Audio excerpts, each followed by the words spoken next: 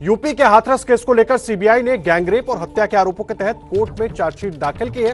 Chargesheet में सबसे बड़ी बात यह सामने आई है कि पीड़िता का पहले गैंगरेप हुआ और उसके बाद हत्या की गई। सीबीआई ने पीड़िता के आखिरी बयान के आधार पर चार्जशीट दाखिल की है।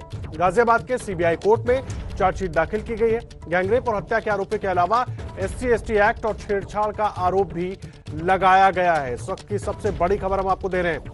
14 सितंबर को आपको बता दें, हाथरस में पीड़िता के साथ गैंगरेप हुआ था। उस मामले की जांच सीबीआई को सौंपी गई। सीबीआई ने गैंगरेप और हत्या के आरोपों के तहत कोर्ट में चार्जशीट दाखिल की है। चार्जशीट में सबसे बड़ी बात जो सामने आई है वो ये है कि पीड़िता का पहले गैंगरेप हुआ, उसके बाद हत्या की गई। सीबीआई ने पीड़िता के आखिरी बयान के आधार पर चार्जशीट दाखिल की है। गाजियाबाद के सीबीआई कोर्ट में चार्जशीट दाखिल की गई है। गैंगरेप और हत्या के आरोपों के अलावा SC/ST एक्ट और छेड़छाड़ का आरोप भी लगाया गया है। बड़ी खबर हाथरस मामले से जुड़ी हुई आपको दे रहे हैं। सीबीआई ने कोर्ट में चार्जशीट पेश की है और 2 महीने से सीबीआई इस पूरे मामले की जांच में जुटी हुई थी। 14 सितंबर को 19 वर्षीय ये दलित युवती थी जिसके साथ ये कथित गैंगरेप हुआ था, जिसके बाद सीबीआई इस पूरे मामले की जांच कर रही थी और लड़की के बयान के आधार पर सीबीआई ने यह चार्जशीट दाखिल की है। पीड़िता का पहले गैंगरेप हुआ, बाद में हत्या हुई। पीड़िता के आखिरी बयान के आधार पर सीबीआई ने चार्जशीट गाजियाबाद के सीबीआई कोर्ट में दाखिल की है। बड़ी खबर इस वक्त हम आपको दे रहे हैं और लगातार इस मामले को लेकर सरकार भी कटघरे में खड़ी रही। पुलिस व्यवस्था पर सवाल उठाए जाते रहे और उसके बाद इस पूरे मामले की जांच उत्तर प्रदेश सरकार ने सीबीआई को सौंपी थी और सीबीआई ने अब इस मामले में चार्जशीट दाखिल की है। पीड़िता के आखिरी बयान के आधार पर यह चार्जशीट दाखिल की गई है। सवाल तब खड़े हो गए थे जब सफदरजंग अस्पताल में पीड़िता की मौत के बाद उसके शव को आनन फानन में देर रात ही अंतिम संस्कार कर दिया गया था पीड़िता का, जिसके बाद तमाम आरोप पुलिस प्रशासन पर, स्थानीय प्रशासन पर लगते रहे, खास करके स्थानीय अधिकारियों पर, चाहे वो जिले के डीएम हो या एडीएम हो, उन पर तमाम आरोप लगते रहे। और इस वक्त हमारे सहयोगी ओम प्रकाश तिवारी हमारे साथ जुड़ गए हैं। ओम प्रकाश तिवारी, क्या मिल रही है पूरी जानकारी? देखिए, अभी तक की जो जानकारी मिली है उसके मुताबिक सीबीआई ने इस मामले में अपना आरोप पत्र कोर्ट के सामने पेश कर दिया है। आरोपिता के जो अंतिम बयान थे 22 तारीख को दिए गए, उसके आधार पर ये आरोप पत्र दाखिल किया गया है। आरोप पत्र में SC/ST एक्ट, गैंगरेप, छेड़छाड़ और हत्या की धाराओं के तहत ये आरोप पत्र कोर्ट के सामने दाखिल किया गया है। मैं आपको बता दूं आदर्श कि इस आरोप पत्र में सबसे अहम बात जो अभी तक सामने आई है उसके मुताबिक इस मामले में शुरुआती दौर में 2 आरोपियों के नाम पहले आए थे। उसके बाद इस मामले में 4 आरोपियों के नाम सामने आए थे, लेकिन सीबीआई सूत्रों के मुताबिक अब तक की जांच के दौरान 2 आरोपियों के बारे में आरोप पत्र में SC/ST एक्ट, गैंगरेप, छेड़छाड़ और हत्या की धाराओं के तहत ये आरोप पत्र कोर्ट के सामने दाखिल किया गया है। मैं आपको बता दूं आदर्श कि इस आरोप पत्र में सबसे अहम बात जो अभी तक सामने आई है उसके मुताबिक इस मामले में शुरुआती दौर में 2 आरोपियों के नाम पहले आए थे। उसके बाद इस मामले में 4 आरोपियों के नाम सामने आए थे, लेकिन सीबीआई सूत्रों के मुताबिक अब तक की जांच के दौरान 2 आरोपियों के बारे में। जी ओम प्रकाश, आप तक मेरी आवाज पहुंच रही है? मैं आपको बता दूं कि सीबीआई ने इस मामले में 4 आरोपियों के खिलाफ आरोप पत्र तो दाखिल किया है, लेकिन जांच के दौरान सीबीआई को 2 आरोपियों के खिलाफ पर्याप्त तथ्य नहीं मिले हैं। लिहाजा सीबीआई ने ये मामला कोर्ट के ऊपर छोड़ दिया है, यानी कोर्ट डिसीजन ले कि वो इस मामले में क्या करेगा।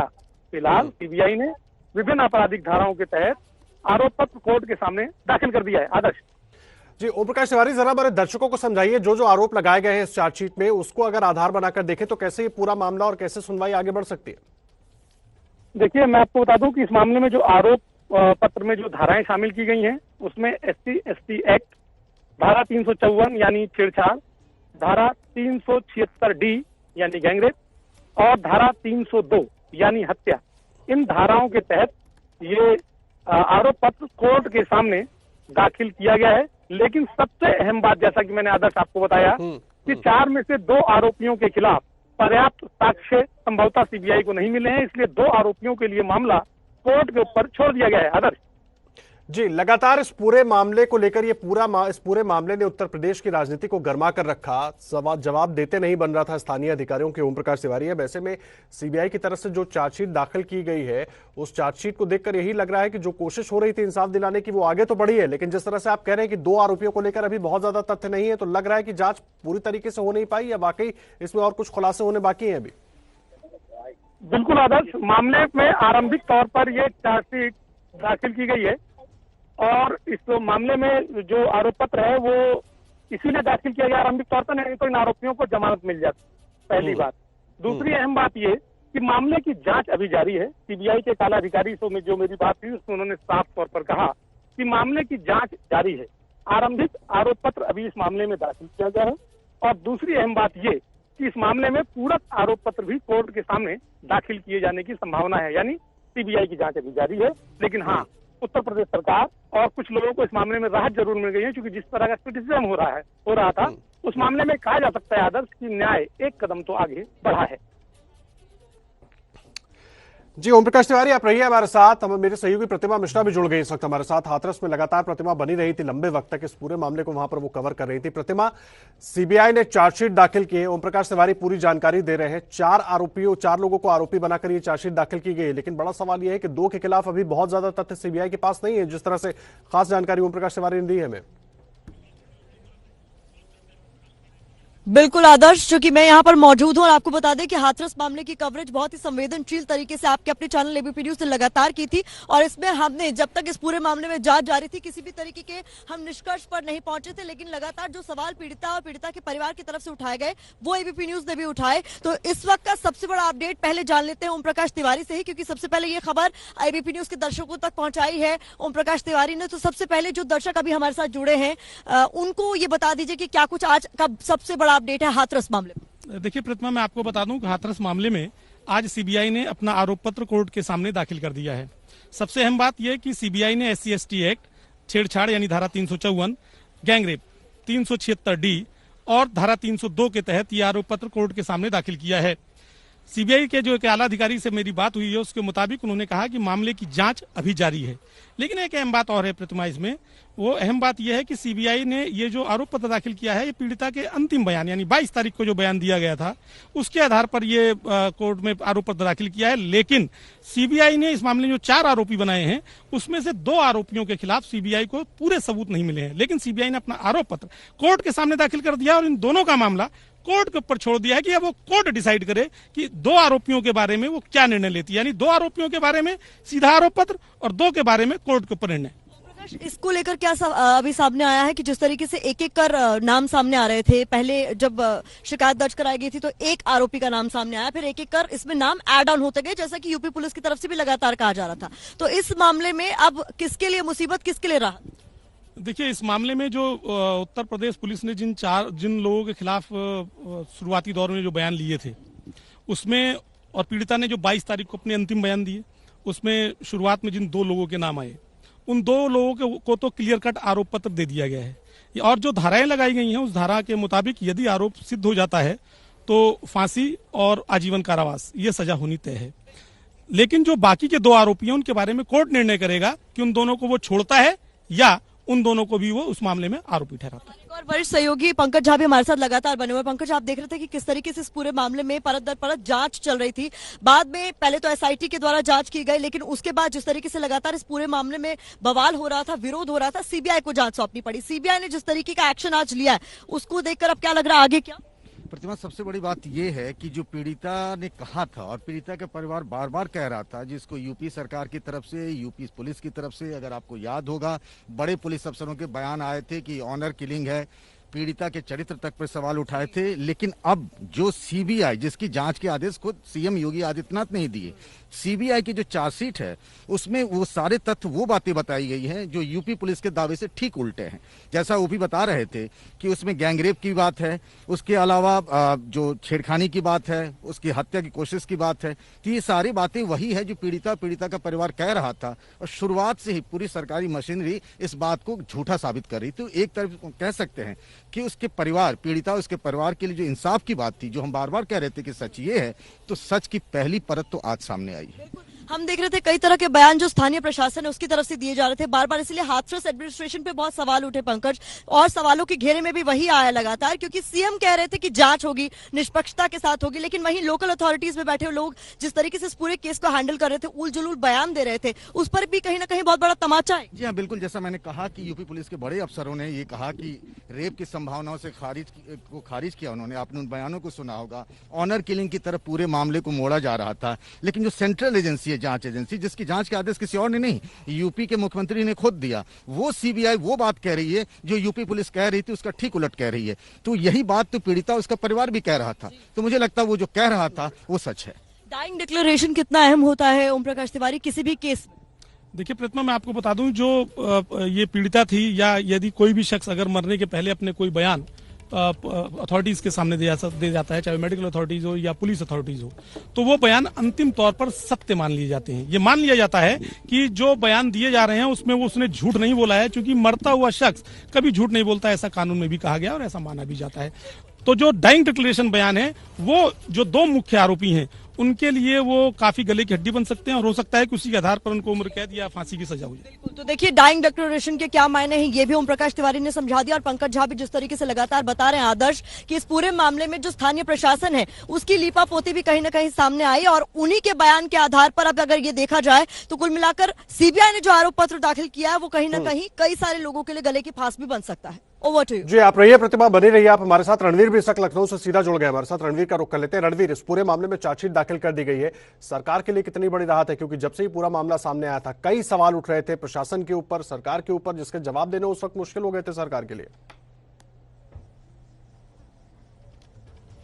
देखिए, सरकार लगातार इस मामले में जिस तरीके से यूपी पुलिस का खास तौर पे बयान अगर देखें तो वो गैंगरेप की जो बात थी उसको लगातार खारिज कर रही थी। वो दावा कर रही थी कि गैंगरेप नहीं हुआ है, किसी तरह से लड़की के साथ कोई इस तरह की बदसलूकी नहीं हुई है, और इसीलिए मुख्यमंत्री योगी आदित्यनाथ ने सीबीआई जांच का आदेश दिया था। अब सीबीआई की जो चार्जशीट फाइल हुई है आज, उसमें बताया गया है कि 22 तारीख की जो घटना है जिसमें जब जो पीड़िता थी उसकी मृत्यु हुई, उसके पहले जो बयान पीड़िता ने दर्ज कराया था, जो मोबाइल पे बयान आया था, हमने भी दिखाया था, उस बयान को डाइंग डिक्लेरेशन मानते हुए उसको आधार बनाया है। और इसमें जो 4 आरोपी हैं, संदीप, रवि, लवकुश और रामकुमार, इन चारों के खिलाफ जिस तरीके से अभी रिपोर्ट आई है, इसमें SC/ST एक्ट भी है, इसमें गैंगरेप की भी बात है, और साथ ही हत्या 302 का भी मामला है। तो ये सारी चीजें अब सीबीआई ने क्लियर की। और परसों जब हाईकोर्ट में सुनवाई हुई थी लखनऊ बेंच में, तो लखनऊ बेंच में सीबीआई ने कहा था कि 10 दिसंबर तक उसको रिपोर्ट देनी थी, लेकिन कुछ चीजें बाकी हैं, इसलिए वो 18 दिसंबर को रिपोर्ट दे देगी। और आज 18 दिसंबर को हाथरस की कोर्ट में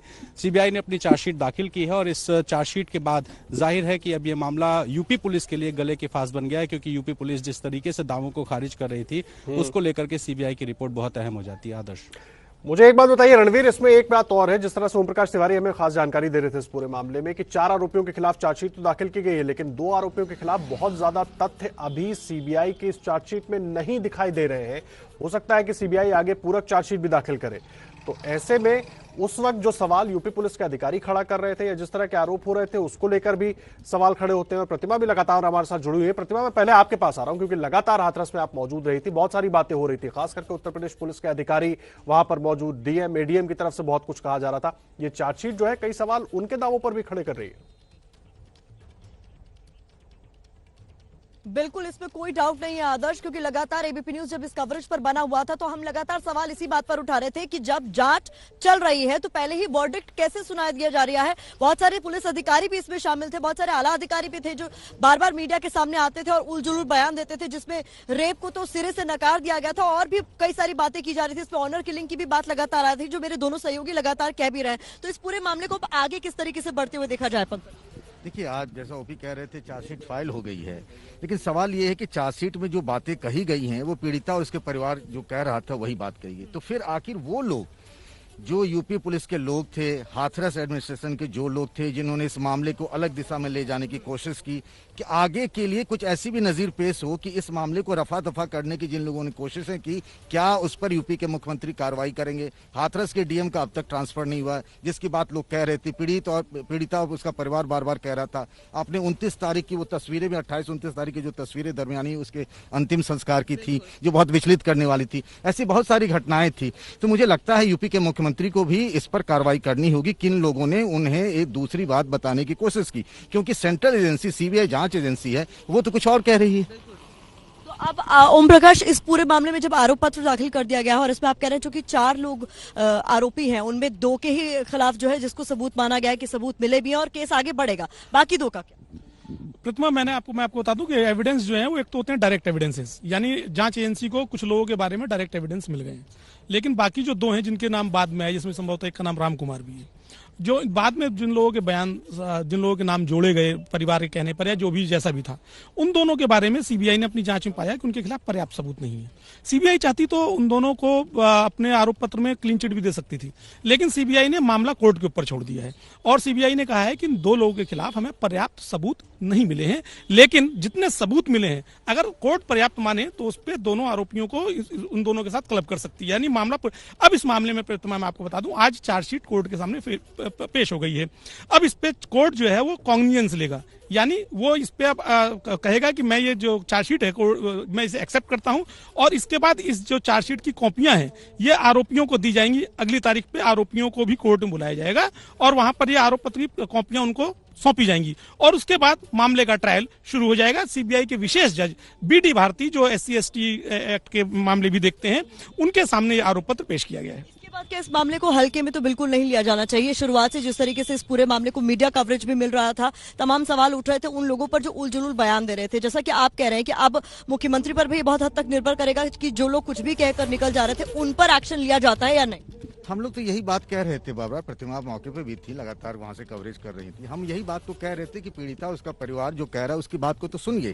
जैसे ओपी ने कहा कि हमारे यहाँ मानते हैं और ये है कि मरते वक्त कोई आदमी झूठ नहीं बोलता, खासतौर से पीड़िता जो अपने गैंगरेप की बात कर रही है, उसकी हत्या करने की कोशिश की गई, वो बात कह रही है। उसी बयान को जो 22 तारीख को उसने अलीगढ़ मेडिकल कॉलेज में दिया था, उसी बयान को आखिरी बयान माना गया, उसी आधार पर चार्जशीट की गई। अब ये बात बनता है, जब ये बात आ रहा है, सत्य कुछ और है और वहां से कुछ बातें और कही जा रही थी, ऑनर किलिंग से लेकर तमाम तरह की चीजें कही जा रही थी, तो जिन लोगों ने ये बताई और ये कहा कि नहीं ये बात है, तो मुझे लगता है ऐसे जितने भी जिम्मेदार अफसर हैं उन सबके खिलाफ कार्रवाई होनी चाहिए। ये फैसला मुख्यमंत्री को करना होगा। गंभीर सवाल इसलिए भी उठ रहे हैं क्योंकि इस मामले में पीड़िता तो लगातार कहती रही, कई तरह के बयान उसके सामने आए जो कि मोबाइल कैमरा से के जरिए रिकॉर्ड किए गए थे परिवार वालों की तरफ से, जिसे बाद में मीडिया को सौंपा गया, जिसमें वो लगातार कह रही थी कि उसके साथ रेप हुआ है, छेड़छाड़ हुई है, उसके गला दबाकर मारने की कोशिश की गई है। लेकिन इन तमाम जितने बयान है उनको सिरे से नकार दिया गया और साथ ही साथ सबसे बड़ा सवाल वो हाथरस की पुलिस प्रशासन पर उठा, क्योंकि रातों रात उसकी डेड बॉडी को जला भी दिया गया। जी बिल्कुल, ये सवाल अपने आप में उठना लाजमी भी था, क्योंकि परिवार का राइट, अंतिम रिट्स का जो राइट है वो परिवार का होता है, किसी भी शख्स के परिवार में हो, और उस राइट्स को उसके परिवार को नहीं दिया गया तो सवाल उठने लाजमी थे। और पुलिस की भूमिका पर या प्रशासन की भूमिका पर ऐसे में सवाल उठने भी लाजमी थे कि आखिर ऐसे कौन से कारण थे कि जो परिवार को उसमें शामिल नहीं किया गया। सीबीआई ने भी, मैं आपको बता दूं प्रतिभा, इस तमाम चीज को बहुत ही सावधानी के साथ परखा, जांचा, और अपनी जांच के दौरान सीबीआई उस मौके पर गई जहां पर पीड़िता का अंतिम संस्कार किया गया था। सीएफएसएल की टीम भी वहां गई और सीएफएसएल की टीम मौके वारदात पे गई, तमाम चीजों को कलेक्ट किया गया और उसके बाद सबसे अहम माना गया अहम जानकारी दे रहे हैं। हाथरस मामले में सीबीआई ने गाजियाबाद में सीबीआई कोर्ट में जो चार्जशीट है वो दाखिल कर दी है। 4 आरोपियों के खिलाफ ये चार्जशीट दाखिल की गई। लगातार एबीपी न्यूज पर हम बड़ी जानकारी आपको दे रहे हैं से जुड़ी हुई। एक तरफ प्रतिमा मिश्रा हमारे साथ, हमारी सहयोगी जुड़ी हुई है, उनके साथ ओम प्रकाश तिवारी और पंकज झा भी मौजूद हैं और रणवीर भी लखनऊ से इस वक्त हमारे साथ जुड़े हुए हैं। रणवीर, मैं आपका रुख कर रहा हूं, मुझे एक बात बताइए, इस पूरे मामले में चार्जशीट तो अब दाखिल हो गई, लेकिन जो रवैया प्रशासन का रहा उस पर सरकार जो यूपी की है वो कुछ करने के मूड में दिखाई दे रही है अभी तक, क्योंकि अभी भी सवाल उसी पर उठ रहे हैं। देखिए, घटना के बाद जिस तरह से प्रशासन का रुख सामने आया था, जिलाधिकारी का वीडियो आया था परिवार को धमकी देते हुए, उसके बाद सवाल उठ रहे थे कि जिलाधिकारी प्रवीण कुमार लक्षकार को क्यों नहीं हटाया गया। और ये सवाल सिर्फ मीडिया ने नहीं पूछा बल्कि हाईकोर्ट ने भी पूछा। हाईकोर्ट ने सुओ मोटो लिया था और ये कहा था कि अंतिम संस्कार रात में क्यों कराया गया। और 2 सुनवाई जो हुई अभी थी, उन दोनों सुनवाई में सरकार की तरफ से यही बताने की कोशिश की गई कि जिलाधिकारी कहीं से भी दोषी नहीं है, क्योंकि जिलाधिकारी ने हर वो कदम उठाया जिससे कि कानून व्यवस्था की स्थिति को सुधारा जा सके। जी रणवीर, बचाव करते देखिए अपने अधिकारियों को, उत्तर प्रदेश सरकार खास करके प्रशासन उस वक्त जरूर। प्रतिमा हमारे साथ जुड़ी हुई है। प्रतिमा, लगातार एबीपी न्यूज बार बार यही सवाल उठाता रहा कि पीड़ित परिवार की सुनो, और अब जो चार्जशीट है वो भी वही कह रही है। बिल्कुल, ये सवाल लगातार एबीपी न्यूज ने उठाया और पूरी जिम्मेदारी के साथ उठाया, क्योंकि पीड़ित परिवार लगातार कह रहा था कि वो मीडिया में अपनी बात रखना चाहता है, जो लोग हैं उनसे अपनी बात कहना चाहता है, लेकिन मीडिया की एंट्री अंदर बैन कर दी गई थी, जिसके लिए एबीपी न्यूज ने बकायदा सत्याग्रह भी किया था। लेकिन उसके बाद सबसे अहम मोड़ तब आया जब सीबीआई ने इस पूरे मामले में एंट्री ली। 13 अक्टूबर को जब घर पर पहुंचकर साक्ष्य जुटाया गया और उसके बाद जिस धीमी गति से काम चल रहा था, सवाल उस पर भी उठाए जा रहे थे कि सीबीआई इतना समय क्यों ले रही है आखिरकार। लेकिन सीबीआई का जो वर्किंग प्रोसीजर है वो हम जब आगे लौटेंगे आदर्श, तो लेकिन अब 2 महीने की जांच में प्रतिभा सीबीआई ने चार्जशीट दाखिल कर दी है। जाहिर सी बात है, जांच जिस तरह से आगे बढ़ी है, उम्मीद कर रहे हैं कि यही कर सकते हैं कि पीड़ित परिवार को इंसाफ भी इस पूरे मामले में जल्द मिलेगा। बहुत धन्यवाद आपका प्रतिमा, आपका भी, और रणवीर आपका भी बहुत बहुत धन्यवाद हमारे साथ जुड़ने के लिए, पूरी जानकारी के लिए।